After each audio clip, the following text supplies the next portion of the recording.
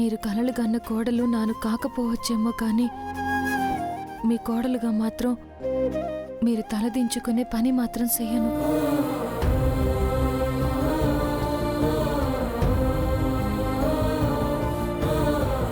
నన్ను మీరు క్షమించండి.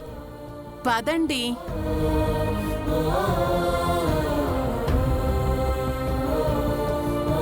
మీరు నాకు వరసకి అమ్మ.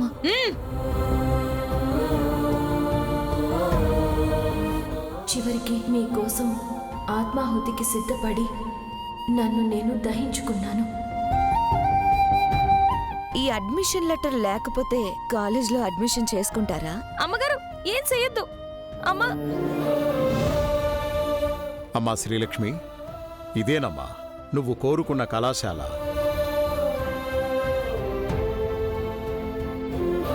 కాదని లేదని నేను ఏనాడు అనలేదే. నేను తిరిగి పార్వతిగా జన్మించి మిమ్మల్ని వరించి పడరాని పాటలు పడ్డాను స్వామి. నువ్వు అడుక్కు తెచ్చిన పాలతో మాకు టీ పెట్టిస్తావా? ఏం కూసావే?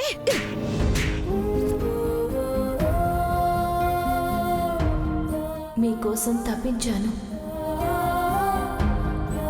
ఆకులు అలములు భుజించి అపర్ణనయ్యాను.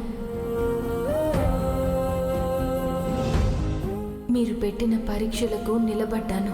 నేను రెడీ అవుతుంది రిసెప్షన్కి కాదు, నా ఫ్రెండ్ పబ్లో పార్టీ ఉంది. నేను ఆ పార్టీకి రెడీ అవుతున్నాను.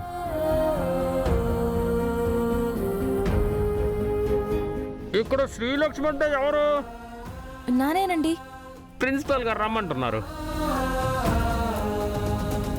ప్రిన్సిపల్ గారు నీతో మాట్లాడాలన్నారు. వెళ్ళమ్మా, లోపల ఉన్నారు. ఏమండి? కళాశాలలో చేరావా? సేరిపోయాను పెద్దయ్యా. కుబేరుడు మీ మిత్రుడైనా నవనిధులకి మీరే నాదులైనా ఏనాడు ఏది ఆశించకుండా ఏ భోగభాగ్యాలకు నోచుకోకుండా ఈ మంచు కొండల్లో తలదాచుకుంటూ నీ భర్త బిచ్చగాడు, శ్మశానవాసి, అమంగళం అని ఎందరో నిందిస్తున్నా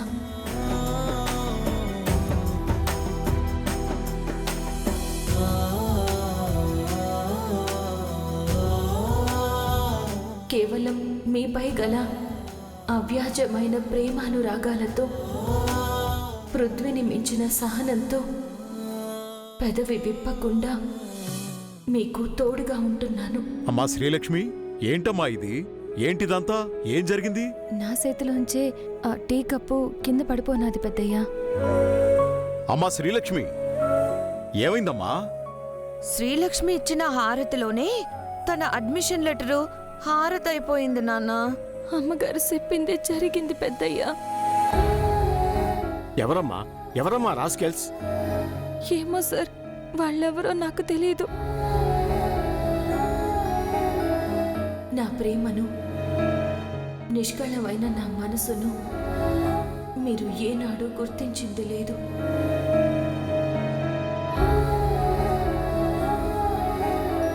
మీ గుర్తింపుకు నోచుకోలేకపోయాను అనే బాధ నన్ను వేధిస్తోంది స్వామి. నీ సహనం, నీ ఓర్పు, నాపై నీకు గల ప్రేమాభిమానాలు నాకు తెలియనివి, నేను ఎరుగనివి కావుదేవి. త్వరలోనే నీ ముచ్చట్లన్నీ తీరుతాయి.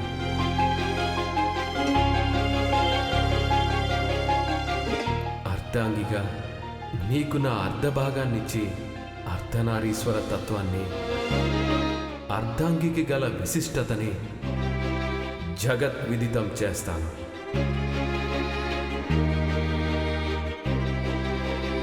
సరేనా?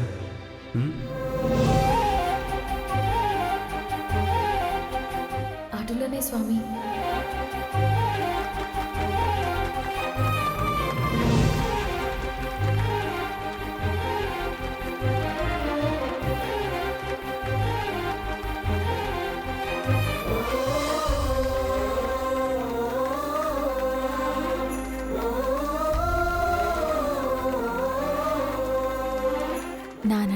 నచ్చదు నచ్చదు అంటూనే సానా ప్రేమ చూపించారు. మీరు 10 నిమిషాలు ప్రేమ చూపిస్తేనే ఇంత బాగుంటే ఇక జీవితాంతం ప్రేమ చూపిస్తే ఇంకెంత బాగుంటుందో కదా మధుబాబు.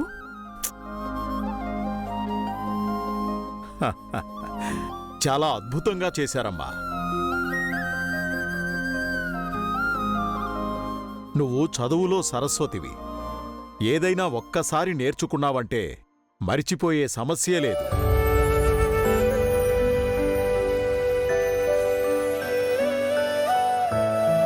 దానికి తోడు నీలో చిన్న బడిపంతులు కూడా ఉండడంతో మా మధుసూదన్కి నేర్పడం సులువైపోయింది.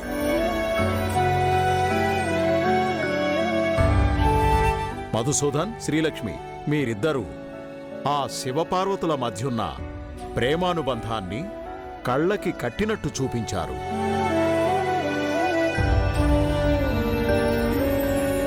మా కళ్ల ముందు కదలాడే మీ ఇద్దరూ కూడా ఆ శివపార్వతుల్లాగే అన్యోన్యంగా ఉండేలా చూడమని ఆ శివయ్యని కోరుకుంటున్నానమ్మా.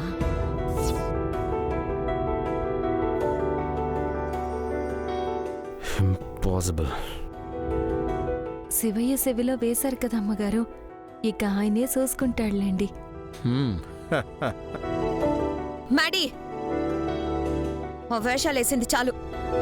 ఆ వేషం రిమూవ్ చేస్తే మనం ఇంటికెళ్దాం.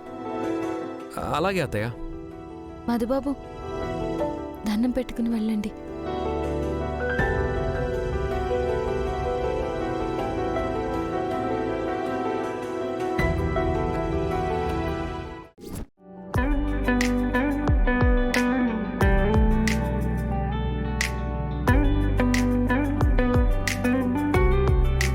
నాను కాలేజీలో చేరిన విషయం గోపన్నకి తెలిస్తే చాలా సంతోషపడతాడు. నిన్న మొన్న ఆ పనంటూ ఈ పనంటూ వాళ్ళని తెలుసుకొనే లేదు. ఇంకా ఆలస్యం చేస్తే అస్సలు బాగోదు. ఇప్పుడే ఫోన్ చేసి చెప్పేయాలి.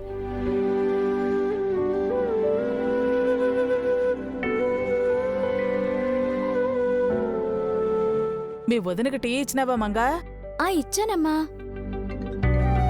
నువ్వు తాగావా? తాగేశాను. అమ్మా శ్రీలక్ష్మి.